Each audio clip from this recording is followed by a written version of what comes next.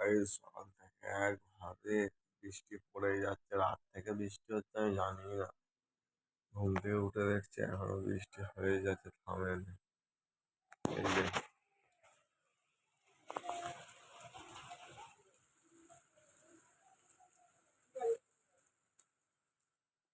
আজকাল কোথায় বেরোনো হবে না, সারাদিন বাড়িতে বসে থাকতে হবে। বোরিং, এত বোর লাগবে, ভালো লাগবে না। দেখা যাক কি করা যায়।